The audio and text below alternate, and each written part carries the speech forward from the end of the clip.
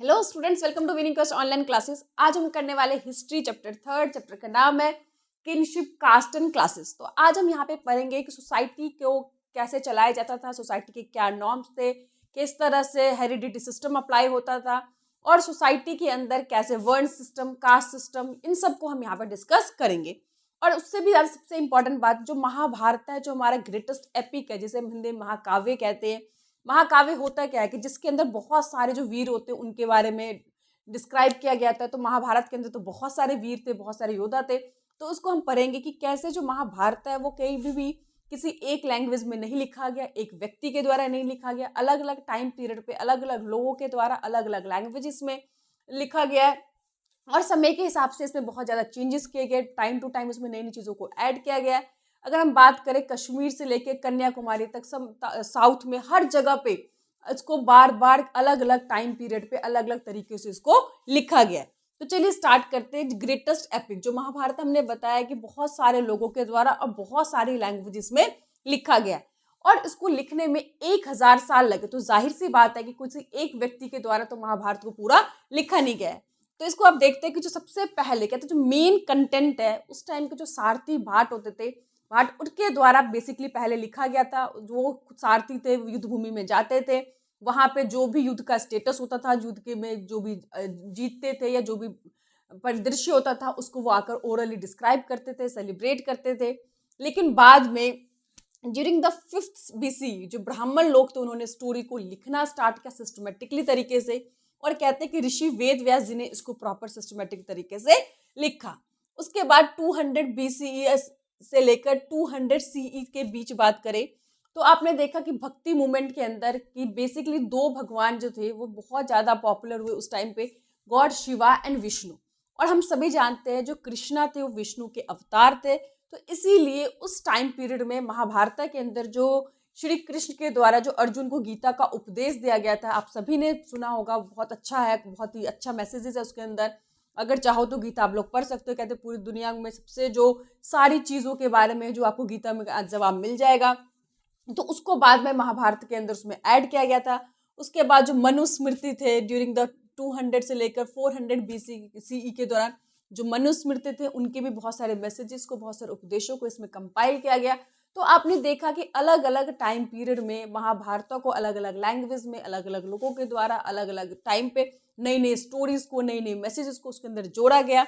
But finally जो है 1919 में जो VS सुधानकर थे, जिन्होंने इतने देखा कि बहुत सारा लैंग्वेजेस है, बहुत तरह के चीज़ें उन्होंने देखी, कुछ बहुत सारे डिफरेंसेस थे, तो उन्होंने सभी चीज़ों को स्टडी किया, उनको एक साथ देखा। अब उन्होंने कि जिसमें सभी चीज़ों में सिमिलैरिटी थी, उनको उन्होंने बेस बनाकर एक नया अपना एक महाभारत बनाया जो बेसिकली 13,000 पेजेस का है। और उसको बनाने में उन्होंने अपने लाइफ का 47 ईयर्स लगा दिए। यानी कि किसी इंसान को समझ लो कि उन्होंने पूरा जिंदगी ही इसको बनाने में लगा दिया। स्टार्टिंग में उसके अंदर केवल 8800 श्लोक थे, लेकिन अब जो है 1000 श्लोक हो गए। तो इससे पता चलता है कि एक टाइम पे नहीं लिखा गया और ना ही ऐसा है कि एक व्यक्ति ने ये एक टाइम पे लिख दिया गया तो उसको खत्म हो गया। तो ये बेसिकली बार बार बदलते रहने वाला जो है ये एपिक था। ठीक है, अब हम बात करते हैं स्टोरी ऑफ महाभारत। तो हम सभी ने, चाहे आपने किताबों में पढ़ा ना पढ़ा हो, लेकिन अभी आप लोगों ने टीवी में महाभारत बहुत बार देखा होगा।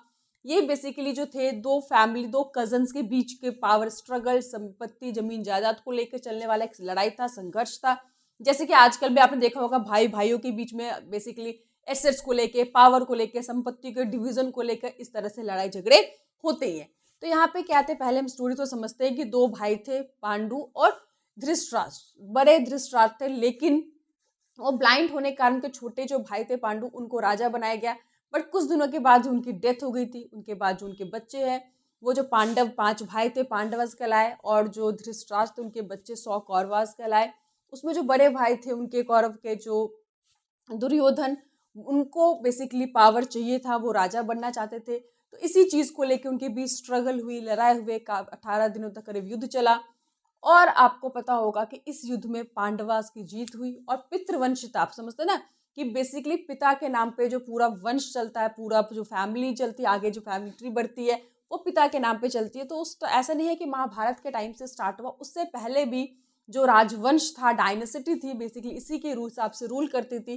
बट कहते हैं कि महाभारत के बाद ये जो चीज़ है वो और ज़्यादा स्ट्रांग हो गई, पितृवंशिता का सिस्टम, कि पिता के मरने के बाद जो भी बड़ा बेटा होगा उसको राजगद्दी दी जाएगी, उसको पावर दिया जाएगा, और बाकी जो एसेट्स होते हैं वो सभी बच्चों में इक्वली बांट दिया जाता है। लेकिन अगर मान लो कोई राजा जिसका कोई बच्चा ही ना हो, तो जो उसके छोटे भाई होंगे या उनके जो भाई बंधु होंगे, जो भी उनके रिलेटिव होंगे, उन सबको पावर ट्रांसफर किया जाता है। लेकिन कई बार ऐसे भी होता था कि राजा कमजोर हो गया, उसके बाद जो भी उसके बच्चे उतने लायक नहीं हुए, तो दूसरे जो रूलर होते थे वो अटैक कर लेते थे और उस एरिया पे, उस एम्पायर पे अपना कब्जा वो जमा लेते थे। तो पीछे आपने ऐसे बहुत सारी स्टोरी, बहुत कुछ आपने देखा है कि समय के हिसाब से डायनेस्टी किस तरह से बदलती है। अब उसके बाद आपको ध्यान रखना है कि दो थे, एक मैट्रिलिनी, दूसरा पैट्रिलिनी। देखो पैट्रिलिनी का मतलब वही होता है कि पिता के नाम पे पूरा वंश चलता है, जनरेशन टू जनरेशन चलता है, दादा उसके बच्चे पिता का नाम यूज किया है तो उनके टाइटल से ही पूरी फैमिली चलती है। बट एक जो मैट्रिलिनी सिस्टम था, ये भी था डिसेंडेंट थ्रू द मदर। आप लोगों ने देखा होगा जो सातवाहन रूलर थे, बेसिकली मदर के नाम पे वो आइडेंटिफाइड किए जाते थे। तो मैटर्निटी भी उस टाइम पे कहीं के रूलर्स के अंदर ये चलते थे, और जैसे गौतमी पुत्र, इस तरह के माता के नाम पे ही उनको जाना जाता था। उनको अब बहुत सारे जो रूलर थे माता का नाम उसको आगे यूज करते थे। अब हम बात करते रूल्स ऑफ मैरिजेस की बात करते। तो अभी आपने देखा कि राजवंश का सिस्टम क्या था, हेरिडिटी सिस्टम था, राजा का बेटा ही राजा बनेगा। बट लड़कियों के लिए जो रूल थे वो बिल्कुल ही अलग थे। लड़कियों को पिता की संपत्ति में या पावर में कोई अधिकार नहीं दिया जाता था। उनको किसी दूसरे मतलब कास्ट में या दूसरे फैमिली के अंदर शादी हो जाती थी, उनकी बहुत कम उम्र में कर दी जाती थी।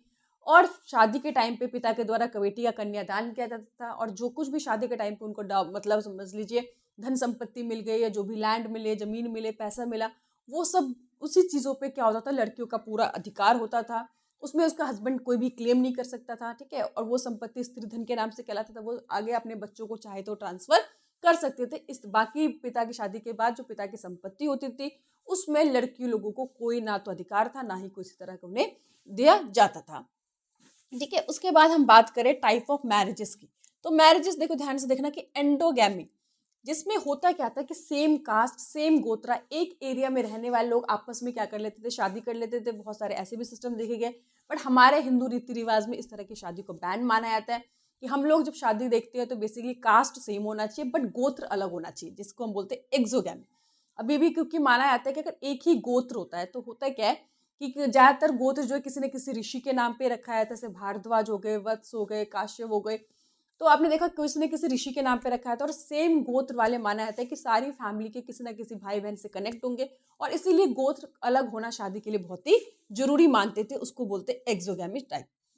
दूसरा था पॉलीगैमी और पॉलीएंड्री। तो इसमें होता क्या कि एक मैन है, उसकी बहुत सारी वाइफ होती थी, जिसे हम बोलते थे बहुपत्नी। आपने सुना भी होगा कि पहले के राजा लोगों की होती थी 3-3 4-4 वाइफ होती थी, हालांकि वो सिस्टम भी अच्छा नहीं था।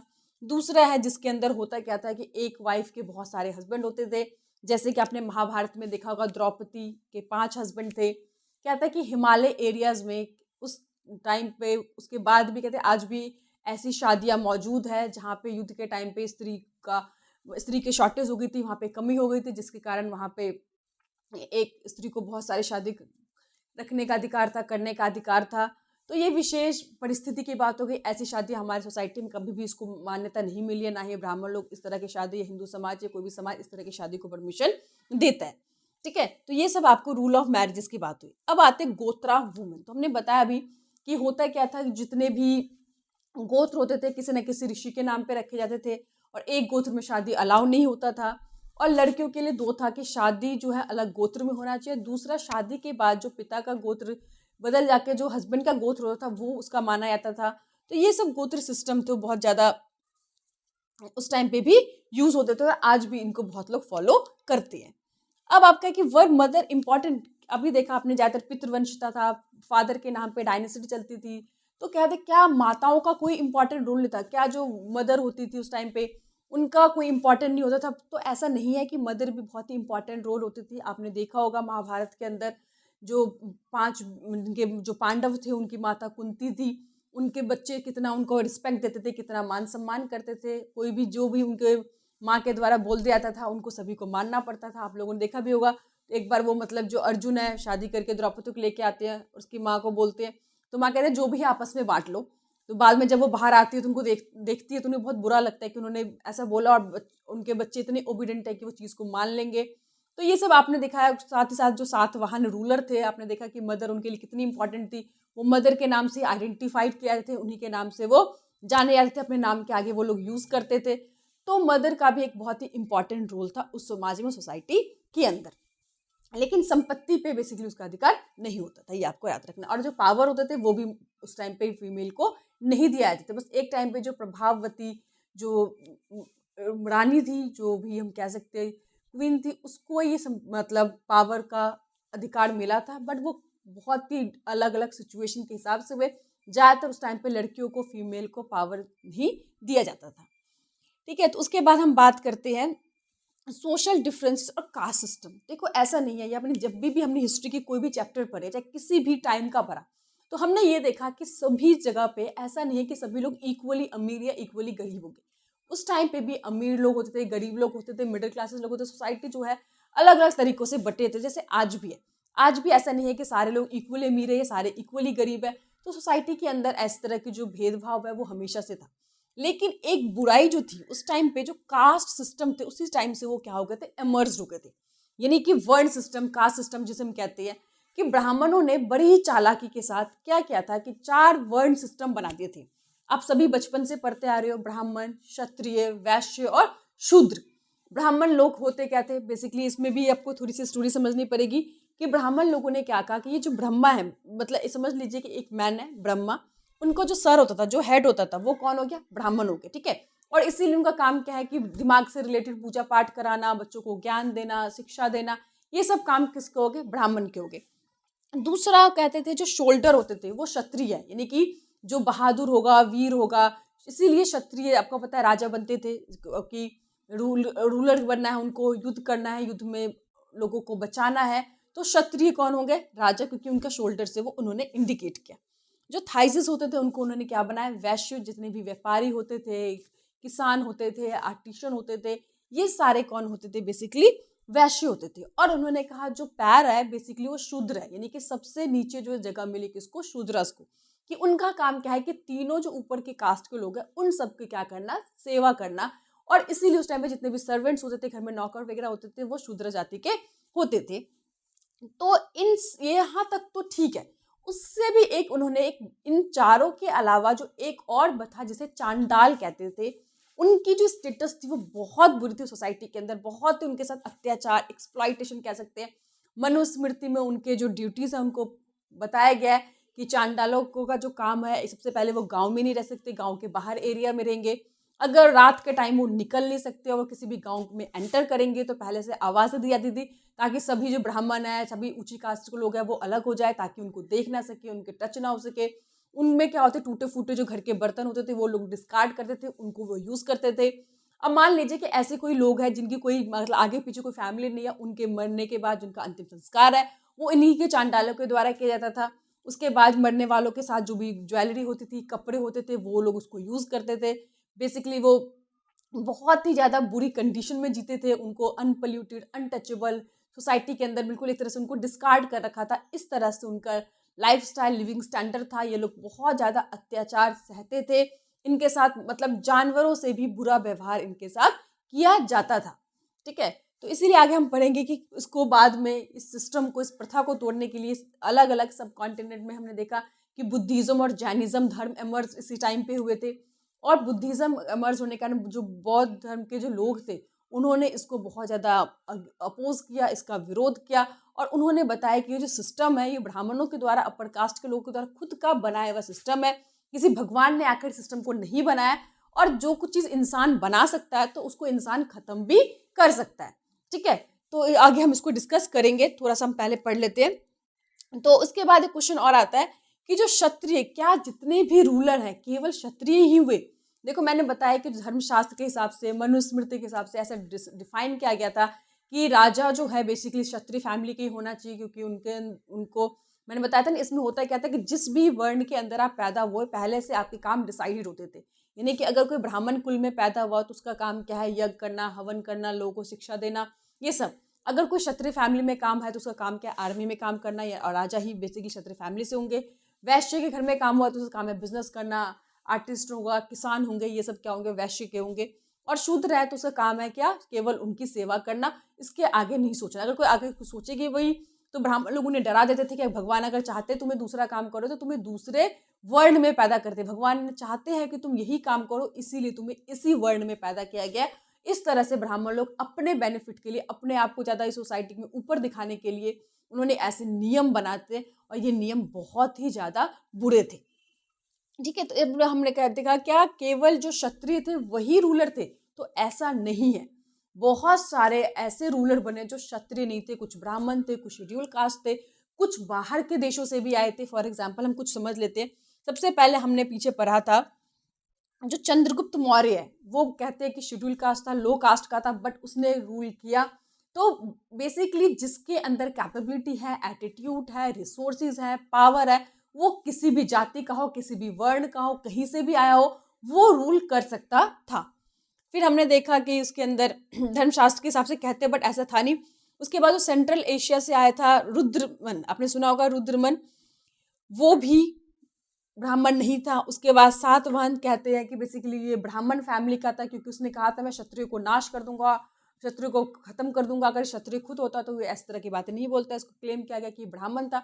तो ब्राह्मण, शेड्यूल कास्ट, अलग अलग, जैसे कि आपने देखा कि सेंट्रल एशिया से आया था। उसके बाद जो कुषाण रूलर थे, जो चाइना से आया था, बेसिकली जो कनिष्क एम्पायर था। तो हमने देखा कि ऐसा नहीं है कि केवल राजा क्षत्रिय ही होंगे, क्षत्रिय वर्ण के ही होंगे। जिनके पास पावर होगा, जिनके पास नॉलेज होगा, वो भी देश में रूल कर सकते। जैसे चंद्रगुप्त मौर्य ने, आपने देखा क्या उनके पास पावर था, नॉलेज था, कूटनीति थी, कैसे देश चलाना है, कैसे राज्य चलाना है, कैसे रूल करना है। तो उसके हिसाब से उन्होंने 150 साल तक लगभग उन्होंने रूल किया। तो ये जो धर्मशास्त्र जो भी कहते थे, ऐसा नहीं था कि हमेशा राजा क्षत्रिय फैमिली से ही बिलोंग करते थे। ये जो ब्राह्मण के द्वारा बनाया गया एक सिस्टम था कि राजा ही क्षत्रिय होंगे या ब्राह्मण का ही काम है, शूद्र काम है, तो ये चीज देखें यहाँ पे हमने इसको खत्म किया गया कि ऐसा कुछ भी नहीं था।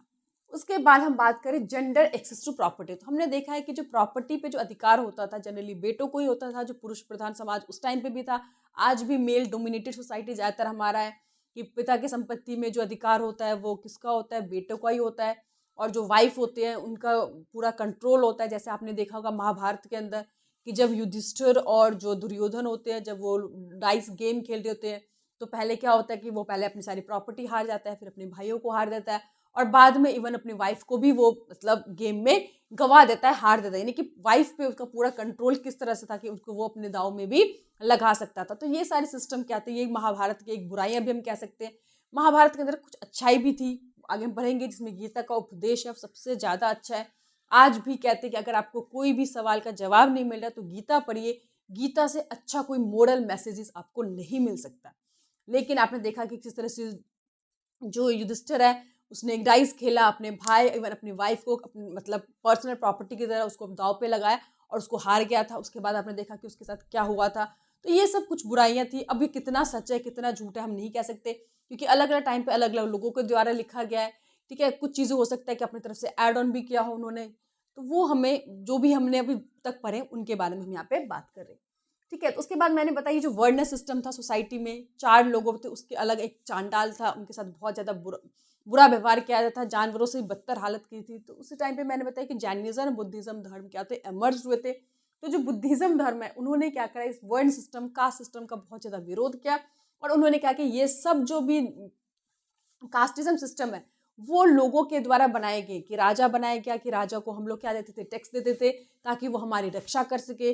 ठीक है, सोसाइटी सिस्टमेटिकली चल सके। इस चीज़ों के लिए लोगों ने इस तरह के रूल बनाए थे, और जो रूल लोगों के द्वारा बनाए जाते हैं अगर उसमें बुराई आ जाती है, कुछ कमी आ जाती है, तो हमारा ही फर्ज बनता है कि इसको ख़त्म कर देना चाहिए। इन्होंने इसका बहुत ज़्यादा वर्ण सिस्टम के बहुत खिलाफ थे ये। और साथ ही साथ उन्होंने ये भी कहा कि जो वर्ण सिस्टम है इसको क्या कर देना चाहिए, खत्म कर देना चाहिए। और इसीलिए अब जो बौद्ध धर्म है, जैन धर्म के अंदर होता क्या था कि कास्ट के बेसिस पे, वर्ण के बेसिस पे किसी तरह की कोई डिस्क्रिमिनेशन नहीं थी, भेदभाव नहीं था। और यही कारण था, आपने देखा होगा जो बौद्धिज्म धर्म है काफी ज्यादा सक्सेस हुआ, क्योंकि जितने भी शेड्यूल कास्ट के लोग थे धीरे धीरे इस धर्म के साथ जुड़ते चले गए थे। चलिए अगर हम बात करते हैं महाभारत की, आपने देखा है जो महाभारत है वो अलग अलग लोगों के द्वारा अलग अलग टाइम पीरियड पे अलग अलग चीजें उसमें शामिल करेगी। तो आपको याद रखना है कि जो महाभारत को बेसिकली 2 भागों में क्लासिफाइड किया गया है। एक एज अ नैरेटिव, नैरेटिव में क्या है कि एक स्टोरी है, जिसमें देखा हमने कि 2 फैमिली थे, इस तरह से उनकी सिस्टम थे, युद्ध हुआ, पावर स्ट्रगल हुए। और दूसरा है उपदेश। आपको पता होगा कि मैंने बताया आपको स्टार्टिंग में ही कि पहले जब ओरिजिनल महाभारत लिखा गया था उसके अंदर गीता का उपदेश नहीं था, लेकिन जैसे जैसे टाइम बीतता गया और जो विष्णु भगवान थे वो पूरे भारत में काफ़ी ज़्यादा पॉपुलर गॉड के रूप में उभर कर आए थे, तो उसके बाद जो कि महाभारत में आपको पता है श्री कृष्ण एक बहुत ही इंपॉर्टेंट हीरो के रूप में है। पूरा युद्ध कहते हैं कि अगर श्री कृष्ण नहीं होते तो शायद युद्ध का परिणाम ही कुछ और होता। आप लोगों ने देखा होगा पूरे जो महाभारत के जो हीरो है वो श्री कृष्ण को दिखाया गया है, और श्री कृष्ण कहते हैं कि विष्णु के अवतार थे, तो इसीलिए बाद में इसको ऐड किया गया था, किसको, गीता उपदेश को। जब अर्जुन ने, आपको देखा ना, जब अर्जुन हथियार डाल देता है कि ऐसे युद्ध का क्या फायदा है जिसको मैं अपने ही भाइयों के खिलाफ, अपने चाचा ताऊ या मेरे गुरु के खिलाफ मैं लड़ूंगा, और ऐसे युद्ध को मैं जीत भी गया तो मुझे क्या हासिल होगा। तब श्री कृष्ण उसे गीता का उपदेश देते हैं। उस उपदेश में जो बहुत सारी अच्छी मैसेजेस है, बहुत अच्छी चीज़ है, बहुत नैतिकता की बात की गई है, बहुत सच्चाई की बात की गई है, उसको बाद में इसके अंदर एड ऑन किया गया था। तो आपने देखा कि ये जो स्टोरी है मूविंग है, बार बार इसमें बदलते जा रहे हैं, नए नए श्लोक, नई नई चीज़ें समय के साथ साथ उसको डालने जा रही है। उसके बाद आप ध्यान रखना है कि सर्च ऑफ द कन्वर्ट। अब हुआ क्या, जो महाभारत मैंने बताया आपको बहुत बड़ा एपिक है, उसमें जैसे दूसरे एपिक में बैटल, लड़ाई के बारे में, फॉरेस्ट के बारे में, पैलेसेस के बारे में और सेटलमेंट के बारे में जो डिस्क्राइब होता है, तो महाभारत में भी इसी तरह के है। तो आपको क्या रखना है कि 1951-52 में एक आर्कोलॉजिस्ट थे बीबी लाल, उन्होंने क्या करा, वहाँ पे खुदाई हुई, कहाँ पे, गांव में, यूपी के गांव में, और वहाँ पे देखा गया हस्तिनापुर जगह मिला। क्योंकि आपने देखा होगा महाभारत में जो हस्तिनापुर है उसका बहुत ही इंपॉर्टेंट रोल है, और ये कोइंसिडेंस भी हो सकता है कि उनके नाम एक जैसे हो, बट कहते हैं कि वहाँ पे जो गंगा के पास दुआब है वहाँ पे कुरु महाजनपद भी मिले हैं, जिस कुरु जो है बेसिकली हस्तिनापुर की राजधानी हो सकती थी। तो ये अभी तक कंफर्म नहीं हो पाया कि वो वही हस्तिनापुर है या फिर उसका नाम एकमात्र संयोग हो सकता है, क्योंकि बहुत सारी इन्फॉर्मेशन जो है इतनी ज़्यादा लोगों को नहीं मिल पाई है। ठीक है, उसके बाद डायनेमिक टेक्स्ट मैंने